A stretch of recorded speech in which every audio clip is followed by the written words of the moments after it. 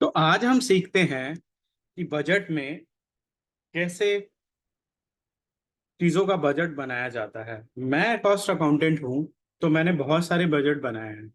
तो आज हम एक फॉर्मूला का इस्तेमाल करेंगे, सिंगल फॉर्मूले का, और उस सिंगल फॉर्मूले से एक छोटा सा बजट बनाएंगे, एचआर का बजट। जैसे मैंने बोला कि एक मेरे पास कंपनी है, एबीसी प्राइवेट लिमिटेड, और ये कुछ भी बनाती है। सपोज मैं कहता हूँ कि सीमेंट बनाती है, और इसका करीब प्रोडक्शन रहता है 30 टन पर डे का। ओके। और मैं एचआर का बजट बनाना चाहता हूं। मैंने कंपनी ने बोला एचआर का बजट मेरे लिए बना के दो। कंपनी के मैनेजमेंट ने मेरे से मांगा, तो मैंने कहा ठीक है जी, बना देंगे। तो एक सपोज नया प्लांट डलने वाला है जिसका 30 टन की कैपेसिटी है पर डे की, और एचआर का बजट बनाना है। यानी ये कहना है, ये बताना है कि मुझे इसमें कि एक मोटा मोटी जो प्लांट में लोग हैं वो कितने चाहिए, कितनी रिक्वायरमेंट होनी चाहिए, उसके हिसाब से। तो मैं यहाँ पे एक फॉर्मूला यूज करूंगा, सम प्रोडक्ट। सम प्रोडक्ट तो मैं मोटा मोटी यूज बता रहा हूँ सम प्रोडक्ट का, और किस तरह से एक एचआर का बजट बना सकते हैं आप अपनी कंपनी के लिए।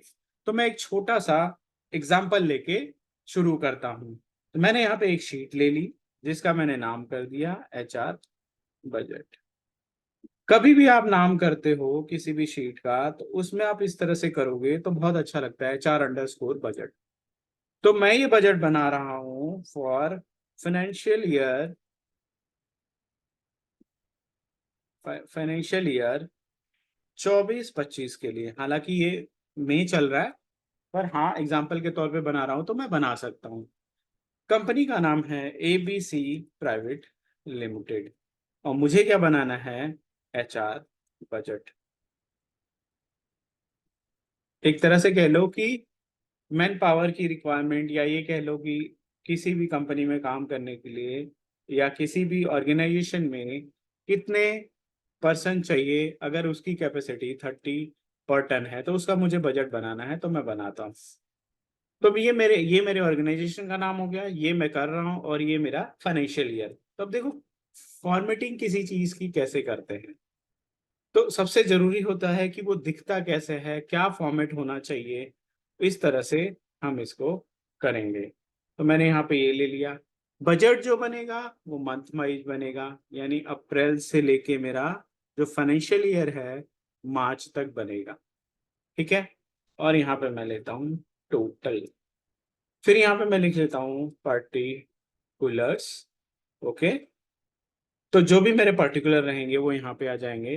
मैं इस बजट को 3 पार्ट में करता हूँ। एक जो होता है मेरा मैनेजमेंट सपोर्ट फंक्शन, जो मैनेजमेंट के लिए काम करता है। ठीक है। दूसरा मैं यहाँ पे लेता हूँ प्लांट मैनेजमेंट। प्लांट मैनेजमेंट हो गया।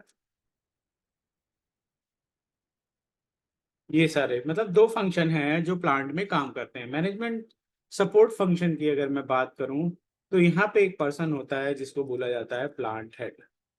ये पूरे प्लांट का हेड होता है जो पूरे प्लांट को सुपरवाइज करता है। प्लांट मैनेजमेंट में प्लांट में ही बहुत सारे लोग बैठे होते हैं। जैसे मैं कह सकता हूँ कि अपर मैनेजमेंट की बात करूँ अगर प्लांट में, तो हो सकता है कि जीएम, जनरल मैनेजर हो, जनरल मैनेजर ऑपरेशन, जो पूरा ऑपरेशन देखता है और प्लांट को रिपोर्ट करता है। दूसरा पर्सन ये हो गया, कई सारे डिपार्टमेंट के अपने अलग कंसर्न होते हैं, अलग अलग एचओडीज होते हैं। तो मैं कह सकता हूँ कि हेड मैकेनिकल हो गया। एक तरह से इंजीनियर इनको बोल सकते हैं, जो मैकेनिकल के हेड होते हैं, जो पूरा ऑफिस में प्लांट में जो भी इक्विपमेंट होते हैं उसको देखते हैं। और क्या क्या हो सकते हैं। मैं एक बजट बना रहा हूँ तो मैं एक एस्टिमेट रख रहा हूँ कि मेरे को ये पर्सन इस अपनी ऑर्गेनाइजेशन में चाहिए। तो हेड मैकेनिकल हो गया। और जो पर्टिकुलर डिपार्टमेंट हो गया, बहुत सारे डिपार्टमेंट होते हैं, एक प्रोडक्शन डिपार्टमेंट होता है, प्लानिंग डिपार्टमेंट होता है, इलेक्ट्रिकल डिपार्टमेंट होता है, तो वो सारी चीजें होती हैं। मुझे जीएम इलेक्ट्रिकल भी चाहिए, इलेक्ट्रिकल डिवीजन का जीएम चाहिए। हेड मैकेनिकल मैंने ले लिया, 2% हो गए। और स्टोर हेड ले लेते हैं, क्योंकि प्लांट में एक स्टोर भी होता है, स्टोर हेड ले लेते हैं। और क्या ले सकते हैं? Process head, quality head, safety incharge. Okay, तो ये सारे जो हो गए प्लांट मैनेजमेंट हो गए, जो मिलके प्लांट को चलाएंगे। तो जनरल मैनेजर ऑपरेशन हो गया, जिसका काम होता है पूरा ऑपरेशन देखना। मैकेनिकल का काम होता है पूरा मैकेनिक्स देखना। इलेक्ट्रिकल का काम होता है पूरा इलेक्ट्रिसिटी देखना। स्टोर हेड का काम होता है स्टोर को हैंडल करना। प्रोसेस हेड का काम होता है कि किस तरह से जो आपका बन रहा है, जो भी आपका प्लांट है, जैसे मैंने कहा ये सीमेंट का प्लांट है, तो जो भी सीमेंट बन रहा है वो किस तरह से उसको बनाना है, क्या प्लानिंग कर रही है।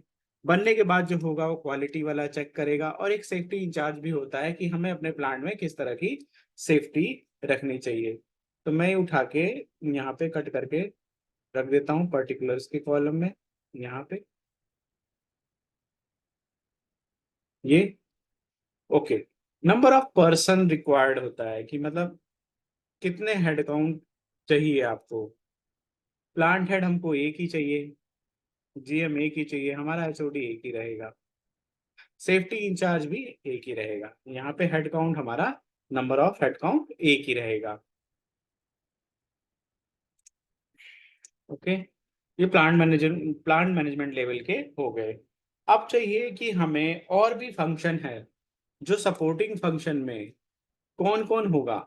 सपोर्टिंग फंक्शन में कौन कौन होगा, तो सपोर्टिंग फंक्शन में बात करें तो हमारे पास एक यहाँ पे एचआर हेड भी है, जो पूरा ह्यूमन रिसोर्स डिपार्टमेंट को लीड करता है। सपोर्टिंग फंक्शन में मैं कह लूँ तो जूनियर एचआर, या आप कह सकते हो एग्जीक्यूटिव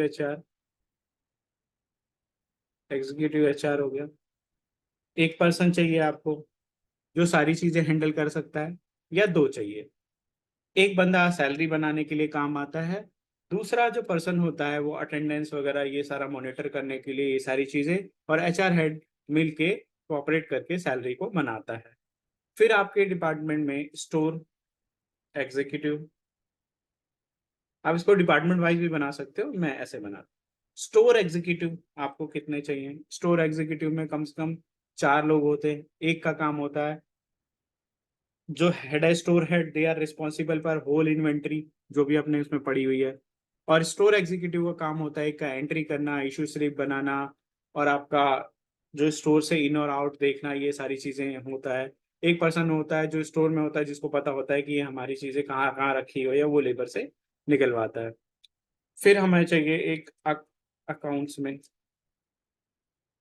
अकाउंट्स में कह सकते हो कि हमें एक सीनियर अकाउंटेंट चाहिए, सीनियर अकाउंटेंट चाहिए, जूनियर अकाउंटेंट चाहिए,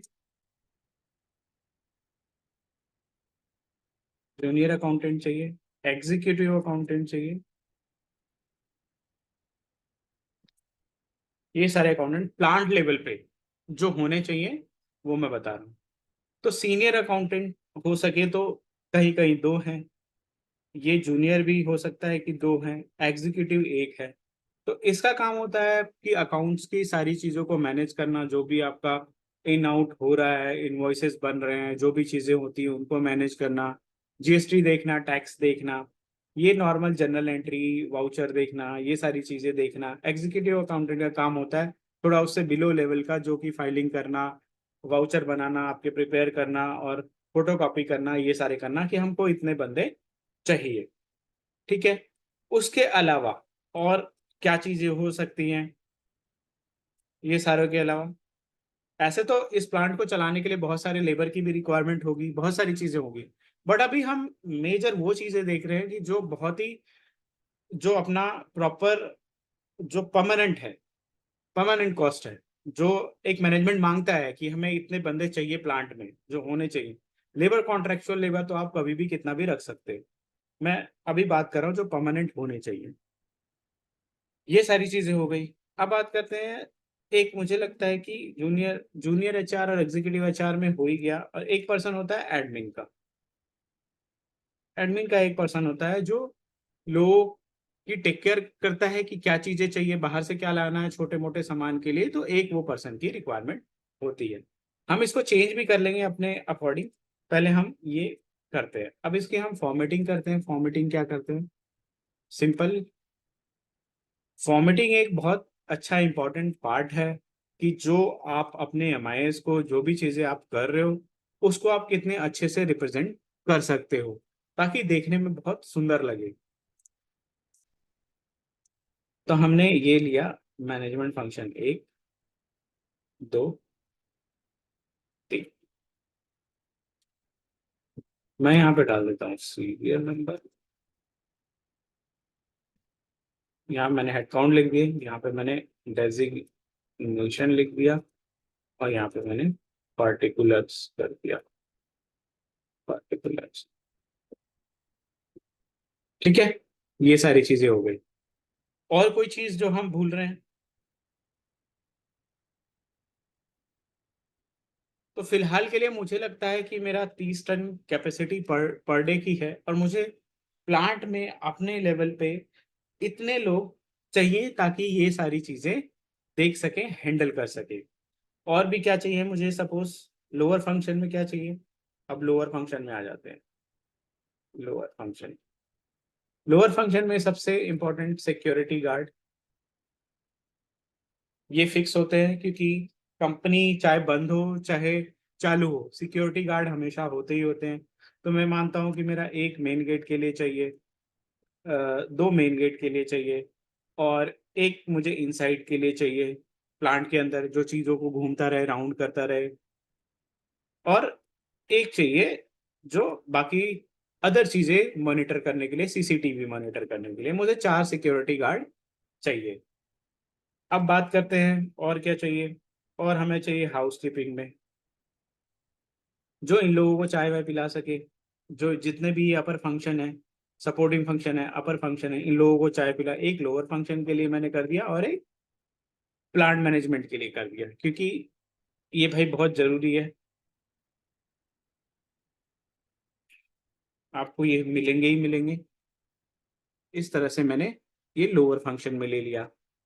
ड्राइवर्स ले लिए, अगर जिनके पास गाड़ियां हैं या जिनको कंपनी प्रोवाइड करा रही है उनके लिए ड्राइवर की जरूरत होती है। तो समझ लो कि एक प्लांट हेड के लिए, जो भी है जनरल मैनेजर ऑपरेशन के लिए, तो मैंने 3 गाड़ियां ले ली। तो इस तरह से मेरा ये जो है बजट, छोटा सा बजट बन गया।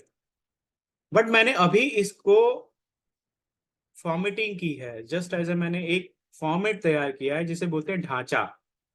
ढांचा तैयार किया है।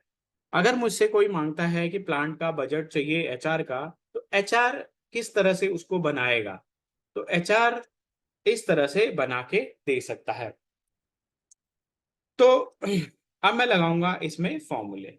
फॉर्मूले लगाने के लिए मुझे क्या करना पड़ेगा, यहाँ पे थर्ड फोर्थ में लोअर फंक्शन, मैं यहाँ पे इनका टोटल भी लूंगा।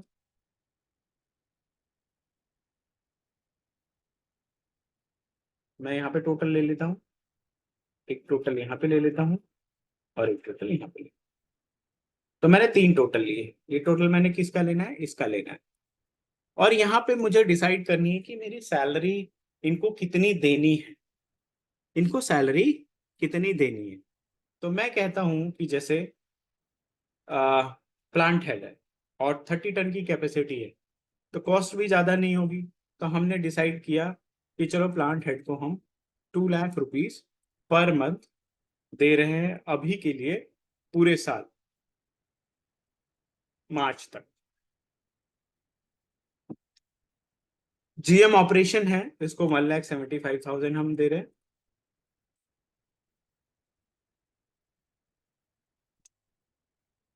हैंड मैकेनिकल है, इसको हम दे रहे हैं 1 लाख।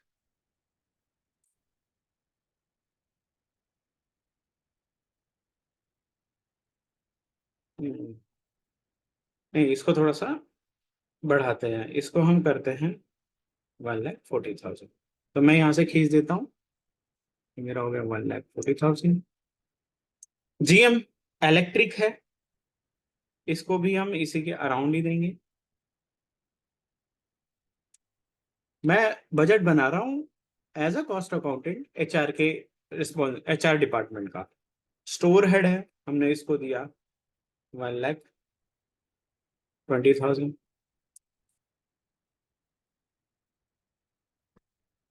प्रोसेस हेड है, इसका काम थोड़ा सा क्रिटिकल होता है। ये पूरा प्रोसेस देखता है, किस तरह का सीमेंट बनाना है, किस तरह का सीमेंट नहीं बनाना, कब क्या इस्तेमाल करना है, किस रेशो में। तो might be he is a very key person, and quality also one of the key person. हम इसको कर रहे हैं 120 तक। ठीक है, ये क्यों आया, क्योंकि मैंने, सॉरी, ये टेक्स्ट में क्यों कन्वर्ट हो गया। ठीक है, इसको अभी के लिए इग्नोर कर देते हैं। सेफ्टी इंचार्ज, जो पूरे प्लांट की सेफ्टी का ख्याल रखता है कि हाँ, यहाँ पे इतने पर्सन होने चाहिए, यहाँ पे इतने पर्सन नहीं होने चाहिए, या फिर इसको हेलमेट कब पहनना चाहिए, कहाँ पहनना चाहिए, और कहाँ क्या लिखा है, इस सारी की चीजों का ये ख्याल रखता है। तो मैं इसको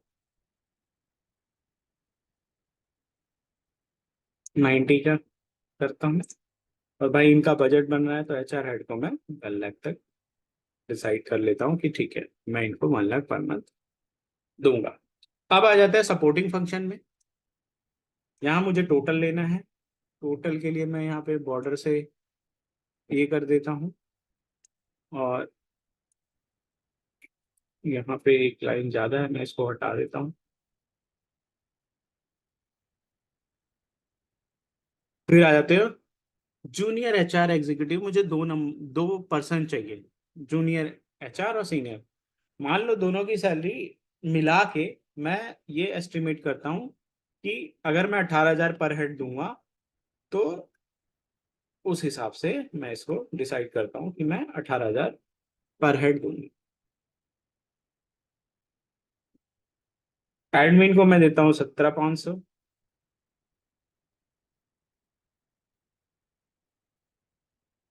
सेम एक मिनिमम मैं स्टोर एग्जीक्यूटिव को भी डिसाइड कर लेता हूँ, 17 एग्जीक्यूटिव को। सीनियर अकाउंटेंट दो हैं मेरे पास, तो दोनों का मैं डिसाइड करता हूँ 25,000 पर हेड के हिसाब से। जूनियर अकाउंट का मैं डिसाइड कर लेता हूँ 21,000 के हिसाब से।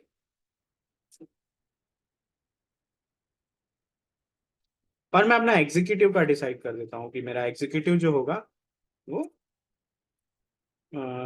18,500 के हिसाब से मैं इसको डिसाइड कर लेता हूँ। जो अकाउंट्स वाले तो वैसे ही। सिक्योरिटी गार्ड का एक मिनिमम अमाउंट जो होगा वो 16,500 मैं डिसाइड करता हूँ, पर पर्सन का रहेगा। सेम वे में house keeping is also, and driver का भाई दिन रात खटना ये करना 17 के आसपास में डिसाइड करता हूँ।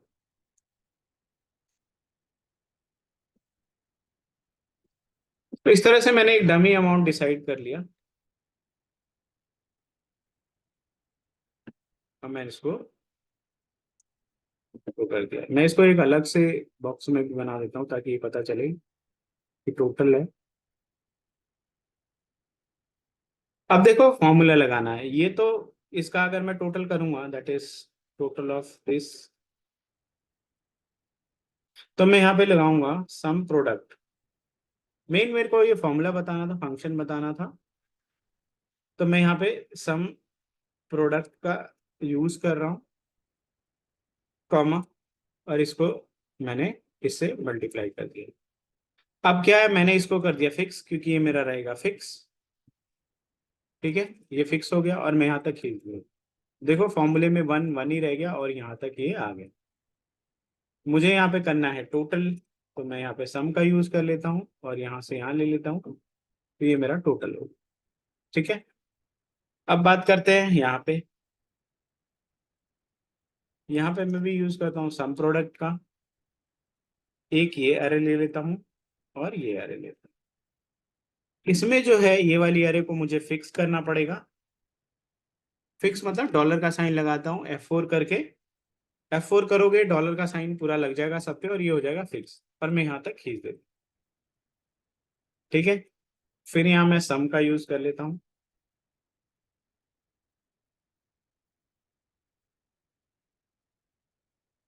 ठीक है, अब आते हैं यहाँ पे भी same equal to some product. मैंने ये ले लिया, इसका अरे का यूज कर लिया और मैंने इसको कर दिया डॉलर लगा के फिक्स यानी F4, और यहाँ तक इसको खींच दिया, कॉपी करके पेस्ट कर दिया। और फिर मैंने यहाँ पे सम का यूज किया, इक्वल टू सम। सम करके यहाँ पे डबल क्लिक कर दो, ये पूरा नीचे तक सम हो जाएगा। ये देखो सम हो गया, और यहाँ पे भी मैं सम प्रोडक्ट का यूज कर।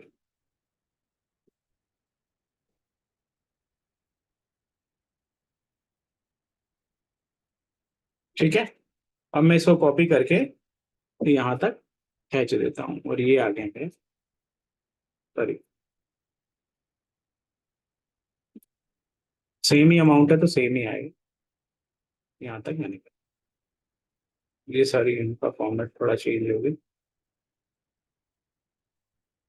तो यहाँ से फॉर्मेट पेंटर कॉपी करके मैं यहाँ रख दूंगा। अब मैं क्या करता हूँ, इन सबको कॉमा पे क्लिक करके एक अकाउंटिंग फॉर्मेट में ले लेता हूँ। इसको बराबर करने के लिए सारे का मैं यहाँ पे डबल क्लिक करता हूँ, ये मेरा। आप फॉर्मेटिंग में आप क्या कर सकते हो, इसको एक अपने हिसाब से जो कलर तुमको अच्छा लगता है वो कलर ले सकते हो। इस पूरे हेड को आप एक कलर में कन्वर्ट कर सकते हो। आपको अलग कलर करना है आप अलग कलर भी कर सकते हो, ऐसे कर सकते हो। लाइक मैं ये पूरी शीट को एक ब्लू कलर में कन्वर्ट कर लिया। अब मैं क्या करता हूँ कि यहाँ से सेलेक्ट करके इसका कलर हटा देता हूँ, मुझे इतना ही कलर रखना है। जैसा जिसको अच्छा लगे, लाइक डू अकॉर्डिंग टू। वैसे ही मुझे अच्छा नहीं लग रहा अभी, तो मैं इसको हटा देता हूँ। ये ले लिया मैंने, इसको मैंने कर दिया यहाँ से ऑल बॉर्डर। इसको लेना है मुझे बीच में, तो मार्जिन सेंटर करूंगा। इसको भी लेना है मुझे बीच में, तो मैं करूंगा मार्जिन सेंटर। इसको लेना है मुझे बीच में, तो मैं करूंगा मार्जिन सेंटर। और इसको कर देता हूँ बोल्ड में, और इसको कर देता हूँ थोड़ा बड़ा। ओके, ये सीरियल नंबर है मेरा। यहाँ पे भी इसको करना पड़ेगा मुझे सेम करना, ताकि सेम ही दिखे।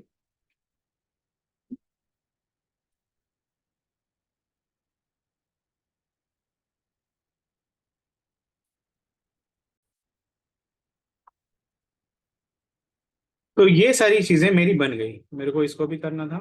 ये रहा, मैंने इसको भी आउटसाइड बॉर्डर कर। अब मुझे ये ठीक लग रहा है। मैं चाहूँ तो इसको भी एक बार कलर कर देता हूँ ताकि मेरा टोटल अपने आप पता चले। ये रहा, मैंने ये कलर ले लिया और ये कलर ले लिया, और मैंने ये कलर ले लिया, और यहाँ पे मैंने ये कलर ले लिया। मैं चाहूँ तो इसको भी इस साइड कलर कर लेता, लेकिन ठीक है, मुझे अब इतना ही, मेरा बजट जो है बन के रेडी हो गया। अब मोस्ट इंपॉर्टेंट थिंग क्या थी इस पूरे शीट की, एक तो एचआर का बजट बन गया। सेकंड थिंग कि अगर मैं कुछ चीजों को चेंज करना चाहूँ, सपोज मैनेजमेंट ने बोला कि नहीं एडमिन के मुझे 2% चाहिए, 2% हो गए, तो जैसे ही मैंने दो डाला, तो ये अमाउंट चेंज हो गया। सपोज मैंने यहाँ 2 डाला, तो ये मेरा अमाउंट बदल गया, ऑटोमेटिकली मल्टीप्लाई हो गया, क्योंकि मैंने क्या है कि फॉर्मूला ऑलरेडी लगा के छोड़ रखा है। सपोज मैं ये चीज हटा देता हूँ और यहाँ पे भी कुछ भी चेंजेस हो जाते हैं, सपोज यहाँ पे कोई भी चेंजेस हो जाते हैं, 3 4 5, सॉरी 5, कुछ भी, और यहाँ पे अमाउंट में कुछ भी चेंजेस करना हो, किसी को कोई भी चेंज करना हो, सपोज यहाँ पे 12,000 बोलता है, नहीं इतना ही है। यहाँ पे किसी ने कहा कि नहीं इसको 14 करो, इसको कहा नहीं इसको तुम 15 करो, नहीं इसको कहा इसको चेंज करो, इसको तुम वो 21 करो, इसको तुम 17 करो, इसको तुम 15,500 करो। सो ये सारी चीजें अगर मैं करता हूँ और फिर मैं इसको यहाँ पे प्लॉट करता हूँ, तो मेरा जो बजट है और नीचे टोटल है वो उसके हिसाब से चेंज होता चला जाएगा। तो this is the way how we do the things, ताकि अगर ये शीट आपको किसी को भेजो और उसमें उसको कोई भी चेंजेस करना है तो अपने हिसाब से वो कोई भी चेंजेस कर पाए। अगर मैं यहाँ ग्रैंड टोटल करता हूँ इन सब का, मैं मार्जिन सेंटर कर लिया और यहाँ पे मैं ग्रैंड टोटल करता हूँ तो इक्वल टू सम का फॉर्मूला लगाऊंगा, और ये कॉमा प्लस ये कॉमा, ये कॉमा और ये, तो मुझे ऑटोमेटिक ये पता चल जाएगा। मैं यहाँ पे बॉर्डर ये वाला ले लेता हूँ और ये ग्रैंड टोटल है इसलिए मैं थोड़ा सा इसमें अलग कलर एक प्लॉट कर लेता हूँ। तो इस तरह से मुझे पता चल जाएगा कि ठीक है मेरा ऑल ओवर जो टोटल बजट था इतना था, 20 करोड़ का पूरे साल का मेरा एचआर का बजट है, और जिसमें ये लोग काम कर, इस तरह से ये सारी चीजें हम बना सकते हैं। तो ये था सम प्रोडक्ट का यूज। जब आप बजट बनाते हो तो आप इस तरह से फंक्शन को सोच के कर सकते हो। बहुत लोग होंगे जो इसको, अगर बहुत लोग होंगे तो क्या पता उसका इस्तेमाल ऐसे ना करके या ये करे, एक एक करके करे। तो ये जो चीजें हैं वो बहुत टाइम टेकिंग है और बहुत ज्यादा कॉम्प्लेक्स है। तो सबसे बढ़िया अपनी शीट को एक्सेल में जब भी काम करते हैं सिंपल रखते हैं, ताकि अगला भी कुछ चेंज करे तो उसको उसी हिसाब से काम जल्दी हो जाए। तो ये मेरी थी वीडियो सम प्रोडक्ट के ऊपर। अगर किसी को ये शीट चाहिए तो please comment your email ID, I will share this sheet to them. Okay, thank you so much, please like